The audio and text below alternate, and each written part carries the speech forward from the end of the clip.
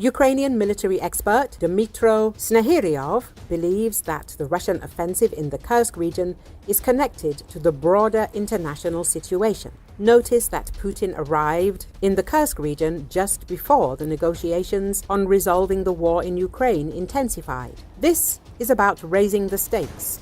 The Russian offensive in the Kursk region and its escalation coincided with international developments, specifically the meeting between US and Ukrainian representatives. Russia urgently needed to weaken or completely eliminate Ukraine's defensive presence in the Kursk region to deprive Ukraine of bargaining chips in future negotiations. That is, the ability to trade Ukrainian-controlled areas in the Kursk region for occupied Ukrainian territories. By the way, I do not rule out that the situation in the Kursk region itself could have been the subject of a political agreement, as the rapid Russian advance there raises many questions, especially considering the so-called Truba operation, which essentially mirrors the events in Avdiivka, where the occupiers used underground communications to break into the Ukrainian Defense Forces' operational rear, leading to further negative consequences, he explained on Espresso TV. Dmytro Snehiryov pointed out that a similar situation is currently unfolding in the Kursk region. In his view, the key question for military counterintelligence is why this occurred.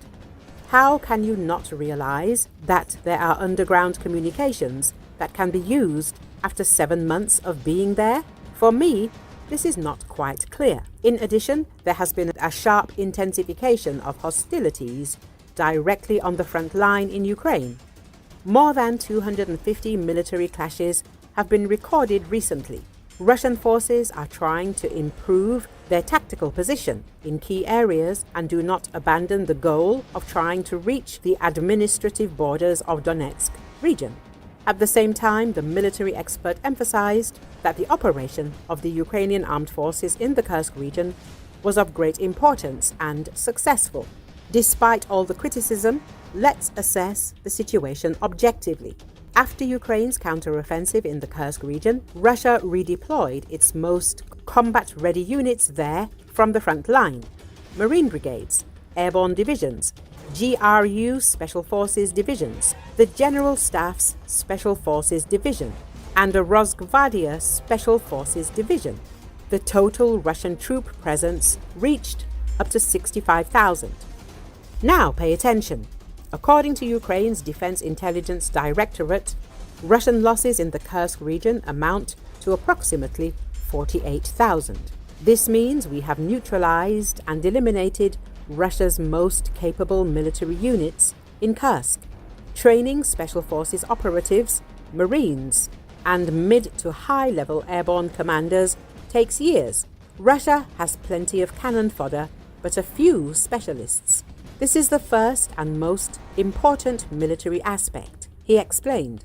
Secondly, in addition to the loss of 48,000 Russian troops, the Russian military command was forced to take extraordinary measures, including the formation of 2 operational and tactical groups, Belgorod and Bryansk, to secure the state border.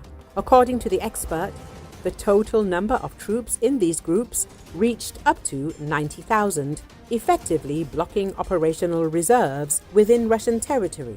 As a result, these forces did not engage in combat on Ukrainian soil. Third, the economic impact. The construction of so-called line of defense lines in the Bryansk and Belgorod regions cost the Russian budget up to $40 million. This is a significant amount even for Russia. Additionally, 120,000 displaced people, which results in costs for Russia's budget of up to 5 billion rubles. The main issue, however, is that it exposed the inability of central and local authorities to adequately respond to external challenges. This represents an informational, political, and ideological defeat for Russia. We changed the very paradigm of the so-called special military operation by moving the war directly onto the occupying country's territory. This was a serious challenge for Putin and Russia. The total area of territory controlled by the Ukrainian Defense Forces in the Kursk region is estimated at up to 250 square kilometers.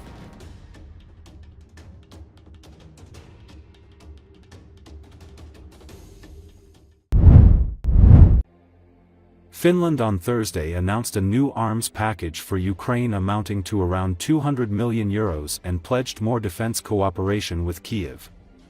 According to Associated Press, the aid package for Ukraine involves artillery ammunition, which is in great need right now, said Finland's Defense Minister Antti Häkkänen as he signed a memorandum of understanding alongside his Ukrainian counterpart Rustem Umerov. Finland's defense ministry said other contents of the aid package would not be divulged at this time. Häkkänen said that Finland remains committed to supporting Ukraine and shares Kyiv's view of the Russian threat in light of our historical experiences. The areas of closer cooperation include information exchange, research and innovation, ammunition production, and defense industry projects in Finland and Ukraine, the ministry said. The minister said that the relationship was not a one-way street. 3 years of war against Russia have made Ukraine's armed forces one of the strongest in Europe. At the same time, the country has accumulated extensive experience in defending itself against Russia. It is therefore clear that in developing our own defense, we should listen carefully to Ukraine's teachings and utilize their experiences, Häkkänen said. The latest decisions would increase the total value of Finland's material aid to Ukraine to €3.3 billion, the ministry said.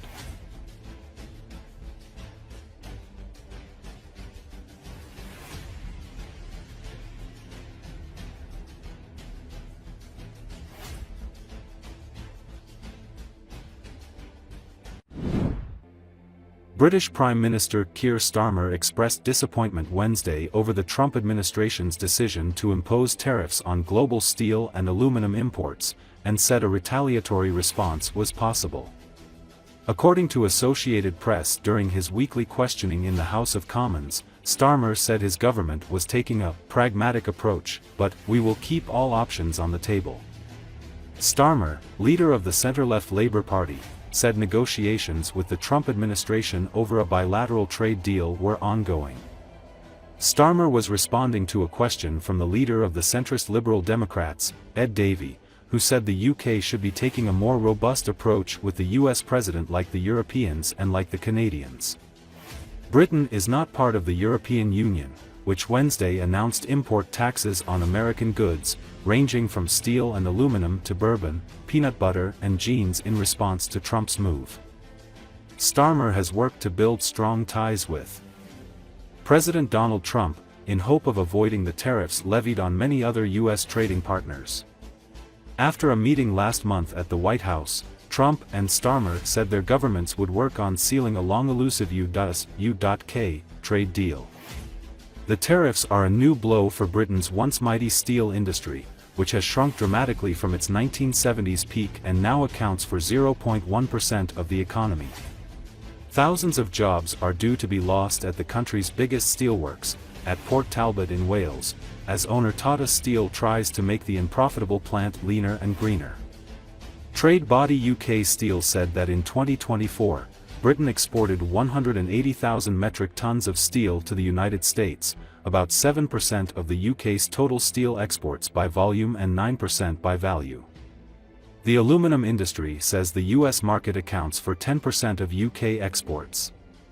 Without pushing for an immediate retaliatory response, Unite, the UK's biggest union, said the government should use UK-produced steel in public sector projects. Starmer also commented on Ukraine a day after Ukrainian officials signaled they were open to a 30-day ceasefire backed by Washington. I welcome the progress in talks between Ukraine and the United States, Starmer told Parliament. We must now redouble our efforts to get to lasting, secure peace, he added, saying that on Saturday he would convene international leaders to discuss how further progress can be made. Ukrainian and Polish officials say U.S. arms deliveries to Ukraine have resumed a day after the Trump administration lifted its suspension of military aid for Kyiv in its war against Russia. Ukrainian President Volodymyr Zelensky said that the 30-day ceasefire would allow the sides to fully prepare a step-by-step plan for ending the war, including security guarantees for Ukraine. Kremlin spokesperson Dmitry Peskov said Wednesday that it's important not to get ahead of the question of responding to the ceasefire proposal, adding Moscow was awaiting detailed information from the US on the matter. Prime Minister. Thank you, Mr. Speaker. I welcome the progress in talks between Ukraine and the United States. We must now redouble our efforts to get a lasting, secure peace. And, Mr. Speaker, on Saturday, I'll convene international leaders to discuss how we can make further progress.